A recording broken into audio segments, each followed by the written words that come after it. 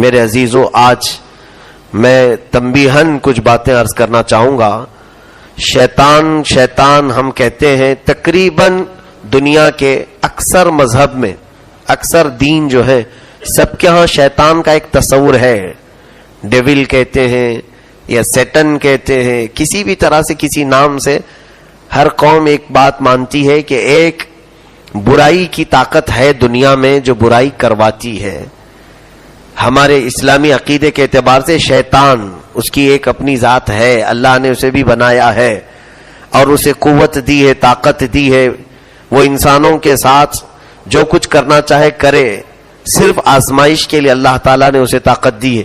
کبھی یہ مت سمجھنا کہ شیطان کے پاس بہت طاقت ہے تو میں اس کی پوجا میں لگ جاؤں۔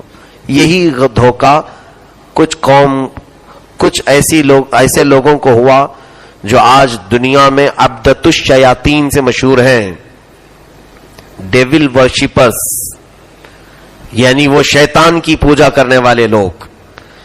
آج جو یہ الومیناتی، فری میسنز، یہ جو تنظیموں کے نام بار بار آپ سنتے ہیں، یہودیوں کی چال، بعض یہودی وہ خود بھی الومیناتی کو نہیں تسلیم کرتے۔ یہودیوں کی اپنی مقدس کتابیں ہیں، ان کا ایک اپنا دین تھا، ان کا ایک اپنا نظام تھا، بہرحال اس میں شرارتیں ہیں یہودیوں کے اندر، لیکن شیطان کی پوجا، شیطان کی عبادت کرنے والے نہ وہ یہودی ہیں، نہ وہ عیسائی ہیں، نہ مسلمان، کوئی بھی قوم میں سے نہیں، وہ خالص ایک الگ جماعت ہے۔ اور وہی اب سب سے زیادہ ہمارے لیے ڈینجر ہے پوری دنیا میں۔ وہ شیطان کو راضی کرنے کے لیے کیا کیا کرتے ہیں۔ بوہیمیا ایک یہ بھی تنظیم کا نام ہے، اس میں سال میں ایک مرتبہ یہ بلی چڑھاتے ہیں کسی اچھے آدمی کی، اور شیطان کو اس کا خون پیش کرتے ہیں، اور ہر وہ غلاظت کرتے ہیں۔ سال میں ایک مرتبہ مجھے خبر ملی تھی، سان فرانسسکو امریکہ کا ایک شہر ہے جہاں پر سالانہ جولائی کے اخیر میں یا کبھی یہ لوگ جمع ہوتے ہیں، اور وہاں پر شیطان کو راضی کرنے کے لیے اس میں بڑے بڑے سٹار لوگ ہوتے ہیں دنیاوی اعتبار سے، بڑے پیسے والے لوگ، اور اس میں ہر غلاظت کر جاتے ہیں، چاہے وہ زنا کے اعتبار سے سگے رشتوں میں کیوں نہ ہو، اپنی بچیوں کے ساتھ کیوں نہ ہو، اور بھی غلاظتیں وہاں پر جو کرنا ہے وہ سب کرتے ہیں۔ جس چیز کو دنیا کے معاشرے میں برا سمجھا جاتا ہے ان کے ہاں وہ ساری حدیں پھلان کر کے کام کرنا ہوتا ہے۔ جس کو دنیا عیب سمجھ رہی وہ پورا کر کے دکھاؤ۔ یہ سب کرنے کے بعد سنا ہے کہ شیطان ان کے سامنے ظاہر ہوتا ہے اور ان کو اپنی خوشی کا اظہار کرتا ہے کہ میں تم سب سے خوش ہوں۔ یہ شیطانی قوت حاصل کرنے کے لیے وہ ہر برائی کر جاتے ہیں۔ میرے عزیزو، آج دنیا میں کون سی ایسی قوم ہے جو زنا کو رواج دینا چاہتی ہو، جو لوگوں کو تباہ و برباد کرنا چاہتی ہو؟ کوئی ایسی قوم نہیں، صرف وہ ڈیول ورشپرز ہیں جو شیطان کے پجاری ہیں۔ پوری دنیا میں انہوں نے ایسی تمام چیزیں پہنچائی ہیں۔ ہماری قوم ہی نہیں اس سے جوجھ رہی ہے، عیسائی قوم کے بھی نوجوان بچے، دوسری قوموں کے بھی نوجوان بچے اس تمام بلاؤں میں مبتلا ہو چکے ہیں، ان مصیبتوں میں گرفتار ہو چکے ہیں۔ بیماریاں یہ الگ چھوڑتے ہیں اور جادو کے طریقوں سے الگ ہمیں ورغلاتے ہیں۔ عورتوں کو، بچیوں کو ننگا رہنے پر انعام سے نوازتے ہیں۔ جو لڑکی ننگی ہو کر بازار میں آئے اور اپنی آزادی کا اعلان کرے تو غیب سے اس کے پاس دیکھنا اس کے سپورٹرز آ جائیں گے، اس کو بہت زیادہ پروموٹ کیا جائے گا۔ یہ پورا یہ شیطانی جو عباد ہیں، پجاری ہیں، پوری دنیا میں انہوں نے اپنا جال بچھا رکھا ہے۔ نشے کی ہر نئی چیز کو دنیا میں رواج دینے میں کس کا ہاتھ ہے؟ ہر طرح کے نئے نئے نشے لائے جاتے ہیں، ایسے خطرناک نشے پیدا کیے جا رہے ہیں۔ یہ سب شیطان کے پجاریوں کے حرکات ہیں۔ میں کہنا چاہتا ہوں میرے عزیزو، ہمارے ہاں تصور کیا ہے؟ جب شیطان کہتے ہیں تو لوگ یہ سمجھتے ہیں شیطان جب آئے گا تو دیکھیں گے۔ تو کیسا ہے پھر شیطان؟ کب دیکھو گے اس کو؟ تمہارے ذہن میں ایک تصویر بنی ہوگی، بڑے سینگ ہوں گے اس کے، بڑے بڑے بال ہوں گے، لمبے دانت ہوں گے، شیطان کا تصور آتے ہی تمہارے دماغ میں ایک الگ سی چھبی آتی ہے, ایک تصویر آتی ہے. شیطان ایسا تھوڑی نہ تمہارے پاس آئے گا. شیطان قرآن کہتا ہے الذی یوسوس فی صدور الناس من الجنۃ والناس, جو تمہارے سینوں میں وسوسہ ڈالتا ہے وہ جنات میں سے بھی ہوتا ہے اور انسانوں میں سے بھی آتا ہے. شیطان دوست کی شکل میں آئے گا تمہارے, انسان کی شکل میں, کبھی بزرگ کی شکل میں, کبھی بوڑھے کی شکل میں, کبھی بچے کی شکل میں اور کبھی عورت کی شکل میں.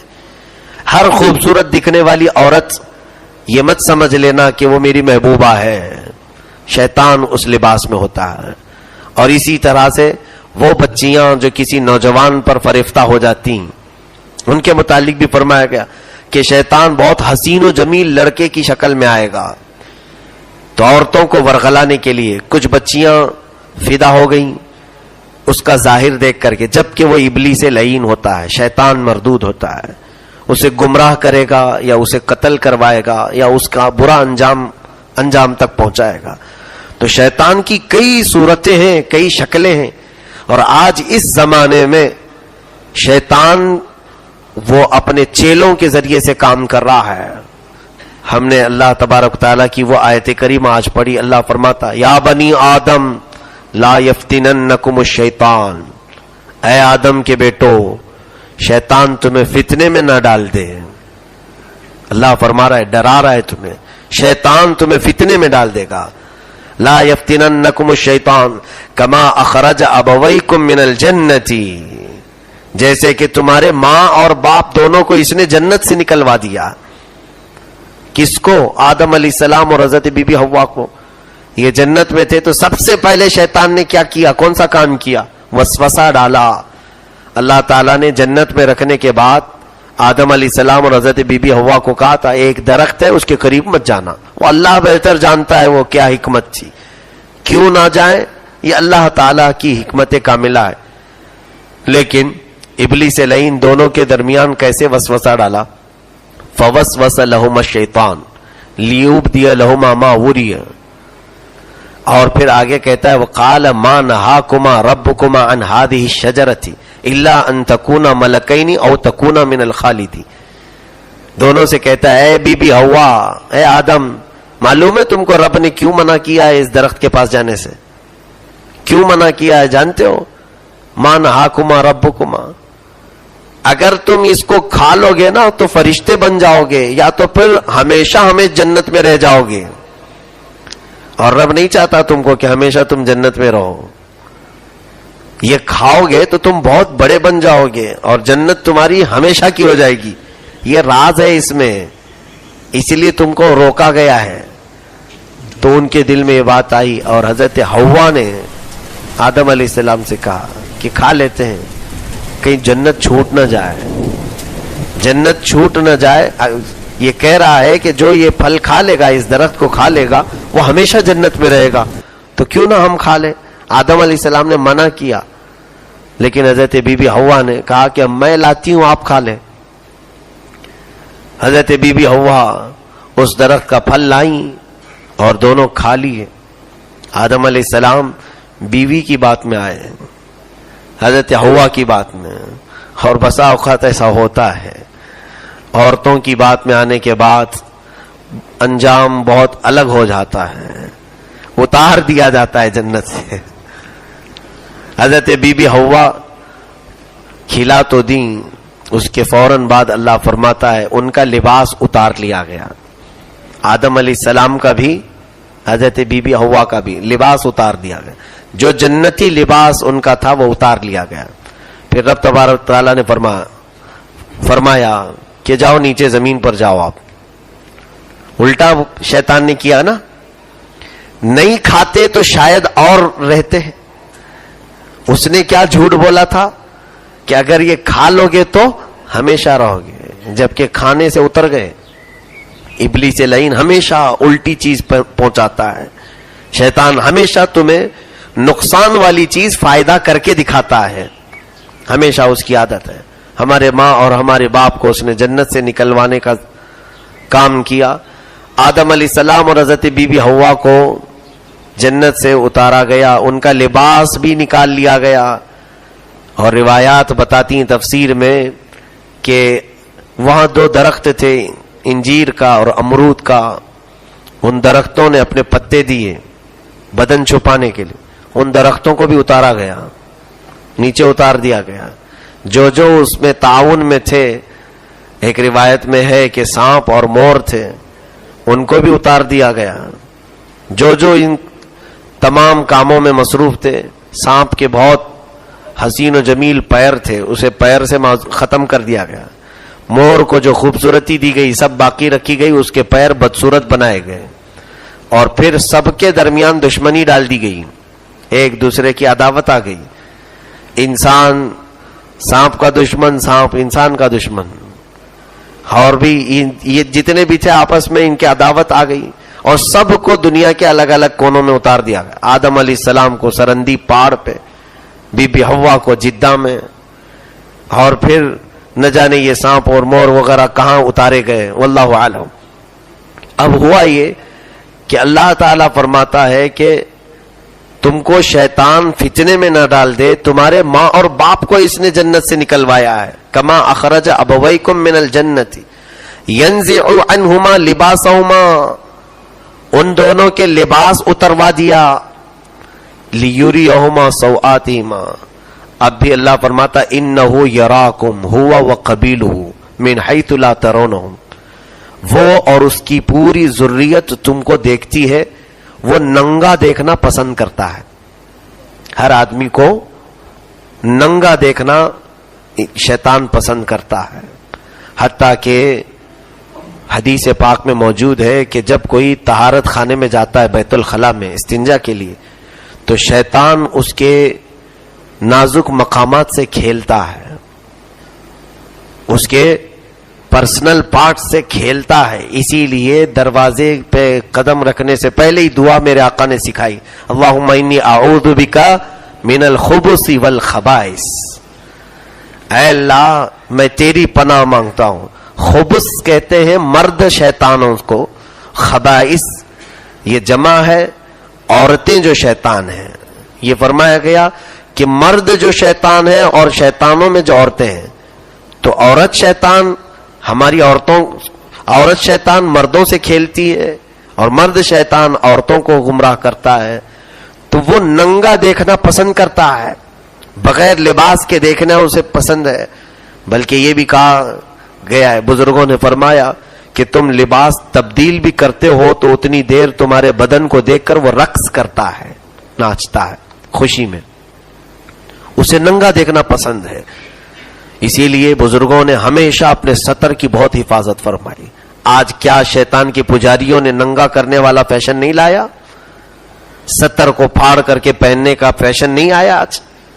ران پھٹی ہوئی ایسے جینز کے جو فیشن ہے، بچے ہمارے سمجھ رہے ہیں کہ یہ ماڈرن زمانہ ہے، یہ سب چلتا ہے، جبکہ شیطان اور اس کا پورا قبیلہ تمہیں دیکھ رہا ہے. اللہ فرما رہا ہے انہ یراکم ہوا وقبیلہ من حیث لا ترونہم.